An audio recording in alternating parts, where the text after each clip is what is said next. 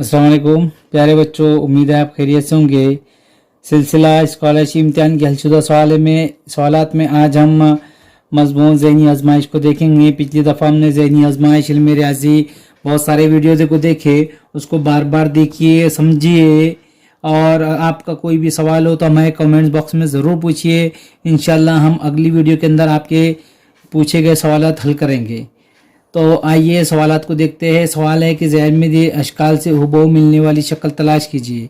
हुबहू मिलने वाली शक्ल यानी कि इस तरह की शक्ल, ये बना हुआ है, ये इस तरह से, तो ये सवालिया शक्ल है। इस तरह से कहाँ है, तो ये इस तरह से बना हुआ, ये भी नहीं, ये ऑप्शन नंबर 4 इसका सही जवाब होगा। इसी तरह से सवाल नंबर 2 है दर्जे झैल सवालिया अशकाल से हुबहू मिलने वाली शक्ल तलाश कीजिए। हुबहू मिलने वाली शक्ल, ये सवालिया शक्ल है, इससे मिलती जुलती शक्ल आपको ऑप्शन नंबर 2 इसका सही जवाब होगा। फिर भी आप एक बार चेक कर लेना, वीडियो को देखकर वीडियो को रोक कर आप देख सकते हैं इसको।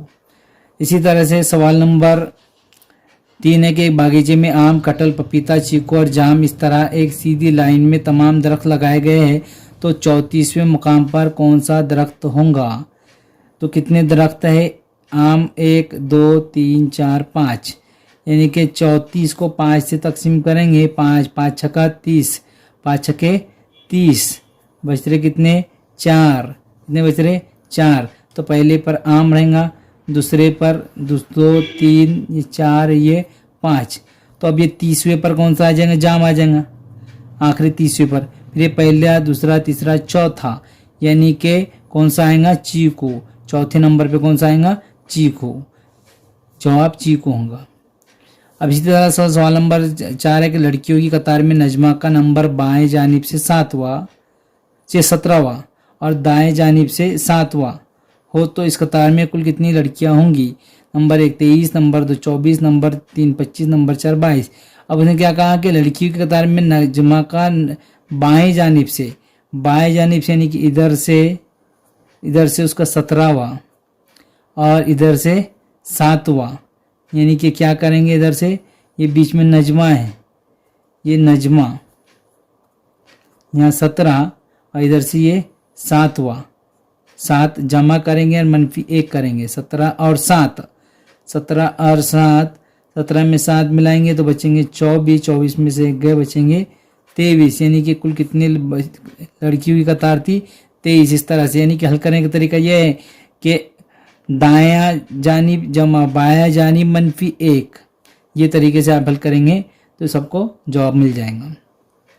इसी तरह से जायद स्कूल से सवाल नंबर 5 है कि जायद स्कूल से घर की तरफ जाते हुए कितनी मरतबा इसका मुंह मशरिक की तरफ होगा। मशरिक यानी कि इस सिमत में होगा, यानी कि स्कूल से घर जाते हुए, तो ये 1 ये 2, यहाँ ये 1 ये 2, उसके बाद कई मशरिक नहीं है, यानी कि ऑप्शन नंबर 1 इसका सही जवाब होगा। इसी तरह से सवाल नंबर 6 है यूसुफ मशरिक का रुख करके खड़ा है और वो 2 मरतबा दाएं तरफ मुड़ता है। मशरिक का मुंह रुख करके खड़ा है, ये इधर मशरिक, और दो तरफ मुड़ता है, ये इधर एक दाएं जानिब और एक इधर मुड़ता है और मस्जिद चला जाता है। ये मस्जिद है, मस्जिद चला जाता है। मस्जिद का दाखिली दरवाज़ा किस सिमत में होगा। अब ये है तो मस्जिद के अंदर गया तो दाखिली दरवाज़ा किधर होगा, मशरिक की जानिब हो जाएगा।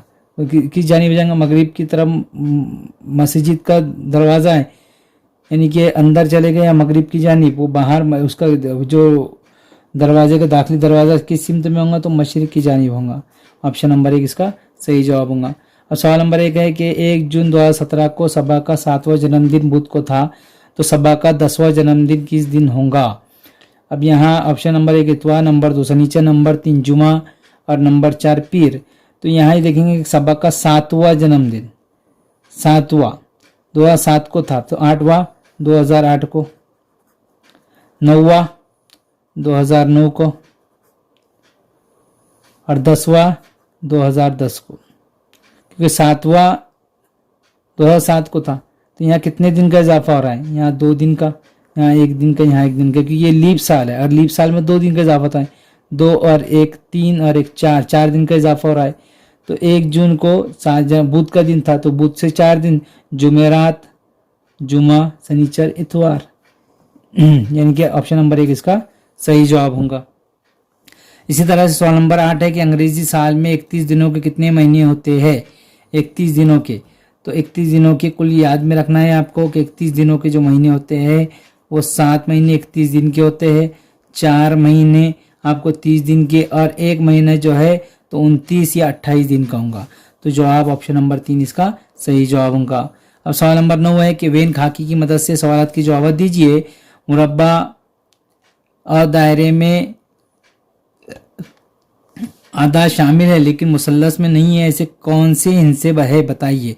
नंबर 1 2 3 और 2, नंबर 2 3 और 4, नंबर 3 3 और 5, नंबर 4 3 और 6।